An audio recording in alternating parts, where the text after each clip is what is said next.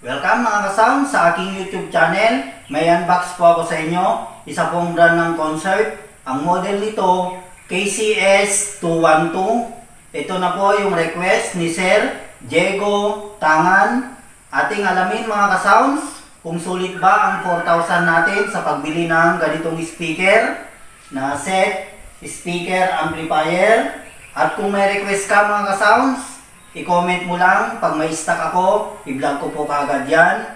At kung bago ka pa lang sa aking YouTube channel, huwag mo naman kalimutang mag-like, subscribe, at i-click na rin ang bell icons para ma-update ka pa sa mga bago ko pang i-upload na video. Bago natin ipagpatuloy mga ka-sounds, stay lang kayo dyan. Intro muna tayo.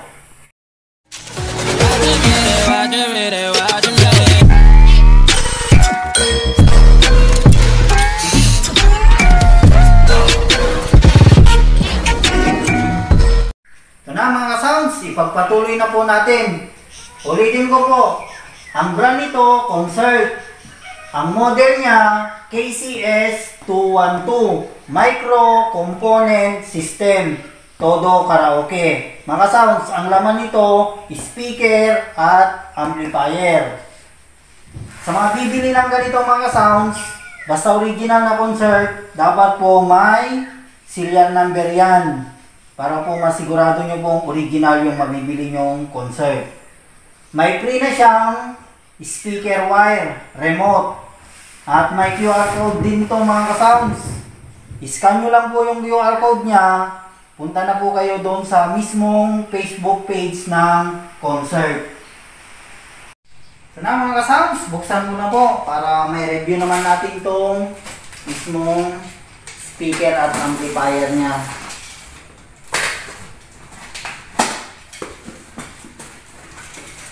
So mga ka-sounds, may spring remote na siya.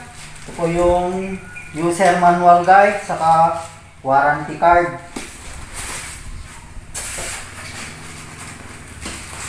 Sounds, ito naman yung kanyang amplifier. Yung amplifier mga ka-sounds.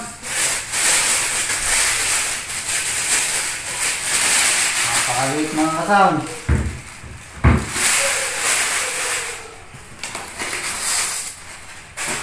Labas ko na rin po itong speaker niya.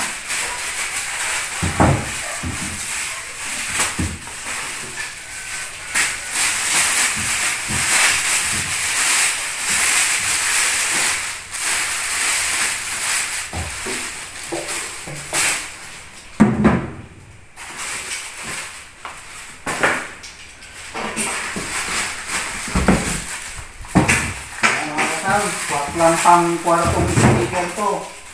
Para mahilig sa video okay. Pwede ito mga ka-sounds. Pang kwartong speaker.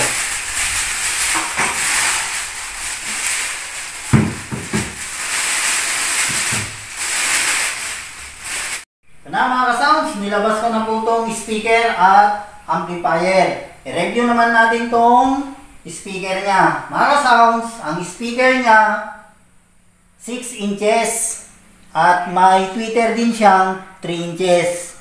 Napakaganda po yung logo niyang Concert dito. Mga ka-sounds, dito naman tayo sa amplifier niya. Napaka-cute. Napakaliit nito mga ka-sounds pero quality yan. Ito yung power on off niya. May 2 mic input na rin. Ito yung mic volume niya mga ka-sounds. At ito rin yung pause play niya. Scan. Mga ka-sounds, may FM to. FM na, Bluetooth pa. Pag mag-FM kayo, pindutin nyo lang to, mag-scan yan. Automatic na pong pick upin niya yung FM. Saka ito naman yung mode niya. Pag mag-Bluetooth FM kayo, pindutin nyo rin to mga ka-sounds. Ito naman yung mic echo. Tripod niya mga ka-sounds. Bass, balance. At may USB input na rin siya. SD card. Ito naman yung master volume niya. Next, back. Mga ka-sounds, napakaganda nung LED niya. Dito nyo makikita kung naka AUX kayo, Bluetooth, o naka FM. Dito rin naman yung logo niya mga ka-sounds. Hindi talaga mawala to pag mga original na concert. Nakaukit yung logo niyang concert dito sa taas ng amplifier niya. Mga sounds, dito naman tayo sa likod niya. Mga sounds, ito po yung napakaganda sa kanya. Pwede nyo po siyang ilagay sa mga wall nyo. May nabibili po siyang wall bracket to. Saka ito naman yung wire input clip niya. At mga sounds, ito po yung sticker niya sa likod. Nakalagay po yung model niyan. Saka yung watts pala nito, 2-way, 2 speaker, bass, reflex. Maximum power niya mga ka-sounds, 180 watts. Saka impedance niya, 8 ohms. Saka yung logo niyan mga ka-sounds, hindi po mawawala yan. Samuni Venture Corporation niya, basta original na concert. Dito po tayo sa kanyang amplifier. Mga ka-sounds, napaka-cute lang din ang likod niya. May input din po siya dito ng AUX, saka 2 channel lang siya. At ito naman yung antena niya sa FM. At mga ka-sounds, yung sinasabi ko sa inyong serial number niya, dapat po tugma yung number nito at dun sa box. At mga sounds, i-connect ko na rin po yung wire para may sound check po natin. Na mga sounds, sundin lang natin yung positive negative niya. O, ganyan lang yung connection mga sounds. Pwede na po natin i-sound check yan. Ito na mga sounds, na-set up ko na, ready to sound check na po ito. Bago ang lahat, maraming salamat po kay Sir Diego Tangan na nag-request po nitong KCS 212. Mga ka-sounds, na-vlog ko na rin po yung KCS 222 saka KCS 312. Ilalagay ko po yung link niya sa description. Sa mga gusto pong manood, i-click nyo lang po yung description. Makikita nyo na po yung pre-link niya. At mga sounds, i-connect ko siya sa Bluetooth para may sound testing na po natin kung sulit ba talaga yung 4K na budget natin dito.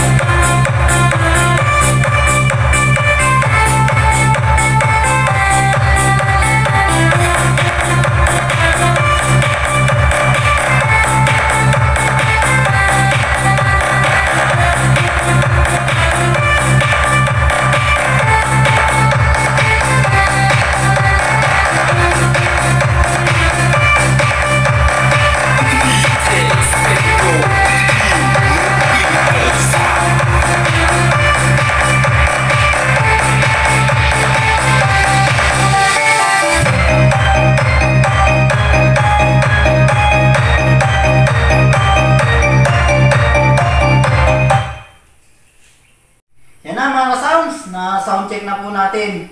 Sulit talaga po yung 4K na budget sa ganitong setup ng concert. Mga sounds, napaka-quality talaga ng concert. Basta po original na concert. Player na lang kulang yan. Pwede ka lang mag-video okay.